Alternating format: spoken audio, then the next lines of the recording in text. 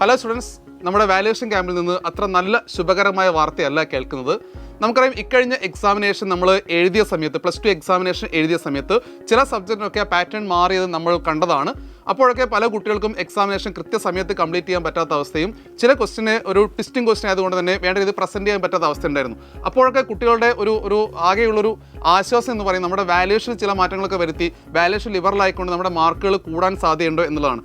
ഇതിൻ്റെ വളരെ പ്രധാനപ്പെട്ട പ്രശ്നം എന്ന് പറയുന്നത്, നിങ്ങൾ ഒരു ക്വസ്റ്റ്യൻ പേപ്പറിന് ആൻസർ ചെയ്തിട്ടുണ്ടെങ്കിൽ മാത്രമേ അതിൻ്റെ മാർക്ക് നമുക്ക് ലിബറലാക്കാൻ സാധിക്കുകയുള്ളൂ. നമുക്ക് സമയക്കുറവ് കൊണ്ട് നമ്മൾ ഏതെങ്കിലും ക്വസ്റ്റ്യൻ അറ്റൻഡ് ചെയ്തിട്ടെങ്കിൽ അതിനെങ്ങനെയാണ് നമുക്ക് മാർക്ക് കൊടുക്കാൻ സാധിക്കുക?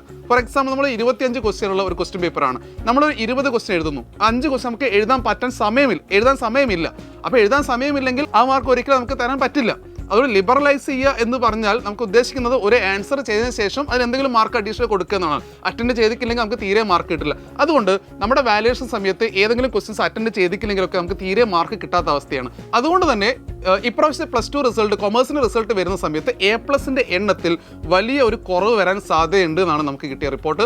അതുകൊണ്ട് തന്നെ നിങ്ങളവിടെ ടെൻഷൻ അടിക്കേണ്ട ആവശ്യമൊന്നുമില്ല. കാരണം എല്ലാ കുട്ടികൾക്കും, ഈ കേരളത്തിലെ മുഴുവൻ കുട്ടികൾക്കും, +2 കൊമേഴ്സ് എക്സാമിനേഷൻ എഴുതിയ മുഴുവൻ കുട്ടികൾക്കും ഈ പ്രശ്നമുള്ളതുകൊണ്ട് ഒരിക്കലും നിങ്ങളുടെ ഹയർ സ്റ്റഡീസിനെ ഇത് ബാധിക്കുന്നില്ല. നിങ്ങൾ മെറിറ്റിൽ ഒരു അഡ്മിഷൻ എടുക്കുകയാണ്, ഒരു കോളേജിൽ അഡ്മിഷൻ എടുക്കുകയാണെങ്കിൽ എല്ലാ കുട്ടികളുടെ പേഴ്സൻ്റ് ഏകദേശം ഈ ലെവൽ തന്നെ ആയിരിക്കും. ഫോർ എക്സാമ്പിൾ, അക്കൗണ്ടൻസിയുടെ ഒരു ആൻസർ ഷീറ്റ്, അക്കൗണ്ടൻസിയുടെ മാർക്ക് നോക്കുന്ന സമയത്ത് നമുക്കറിയാം അത് വളരെ ചേഞ്ച് ആയിക്കൊണ്ടായിരുന്നു ക്വസ്റ്റ്യൻ പേപ്പർ വന്നിരുന്നത്. ആ ക്വസ്റ്റ്യൻ പേപ്പർ ആ രീതി തന്നെയാണ് എല്ലാ കുട്ടികളും അറ്റൻഡ് ചെയ്തത്. അതുകൊണ്ട് അതിൻ്റെ A+ എനിക്ക് തോന്നുന്നു മെജോറിറ്റിയും ആ രീതി തന്നെയായിരിക്കും വരുന്നത്. അപ്പോൾ അങ്ങനെ ഒരു കമ്പാരിസൺ നടത്തിക്കൊണ്ട് എനിക്ക് മാർക്ക് കുറഞ്ഞു പോകും എന്നല്ല, എല്ലാ കുട്ടികൾക്കും അങ്ങനെ കുറയുന്നുണ്ടെങ്കിൽ തന്നെ എല്ലാ കുട്ടികളും ഒരേപോലെയാണ് വരാൻ സാധ്യത. അതുകൊണ്ട് ഒരിക്കലും ഇത് ഹയർ എഡ്യൂക്കേഷനെ ബാധിക്കുന്നില്ല. അപ്പോൾ മക്കൾ ശ്രദ്ധിക്കേണ്ട കാര്യം, നമ്മുടെ +2 എക്സാമിനേഷൻ കഴിഞ്ഞാൽ മാർക്ക് കുറഞ്ഞു പോവോ അല്ലെങ്കിൽ A+ൻ്റെ എണ്ണം കുറഞ്ഞു പോകുന്നുള്ള കൺഫ്യൂഷൻ ഒന്നും വേണ്ട, ടെൻഷൻ ഒന്നും വേണ്ട. നമുക്കറിയാം, മറ്റെന്തെങ്കിലും സംവിധാനം നമുക്ക് അഡ്മിഷനായിട്ട് ബന്ധപ്പെട്ടതോ അല്ലെങ്കിൽ നിങ്ങളുടെ മാർക്കുമായിട്ട് ബന്ധപ്പെട്ടതോ ഉണ്ടാവാൻ സാധ്യതയുണ്ട്. അതുകൊണ്ട് ഒരിക്കലും ടെൻഷൻ അടിച്ചിരിക്കേണ്ട. നമുക്ക് കിട്ടുന്ന ഒരു പെർസെൻറ്റേജുമായി, കിട്ടുന്ന A+മായിട്ട് നമുക്ക് ഹയർ എഡ്യൂക്കേഷൻ അടിപൊളിയാക്കാം.